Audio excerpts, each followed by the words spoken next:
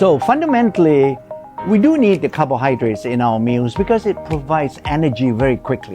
And our bodies can only function if we have energy. We all appreciate that. One of the problems with carbohydrates is we often forget that we eat too much. When it doesn't convert directly into energy, it becomes glucose. Actually, glucose is a form of energy as well.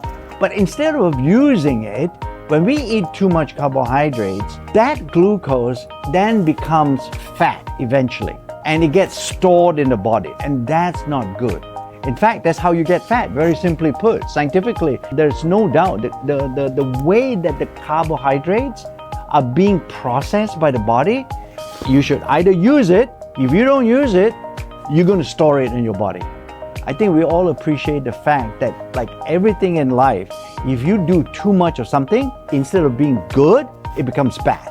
We have certain ways that we can actually stop that. For example, when we talk about eating carbs, we should sort of eat things like whole grain, vegetables, all the complex carbohydrates. Instead of eating simple, processed carbohydrates, we should eat carbohydrates in its original form, and they usually happen as complex.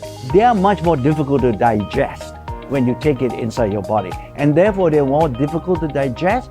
You don't have so much of it being converted to sugar, which eventually becomes fat. And when you think about it, then part of your nutritional approach to health and to weight management, for example, is to use a simple portion size system for all these whole grains.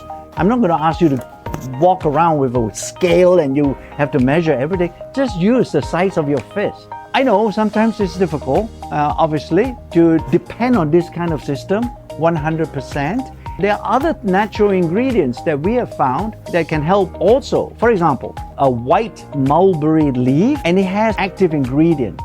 Simply put, the chemical name is just D&J, right? We've found that this particular ingredient is very good and effective in stopping the carbohydrates when you eat it, because it goes into your stomach and the intestine, but it stops it from being absorbed into the blood. If you can stop that absorption, then you won't have any blood glucose flow increase at all, right?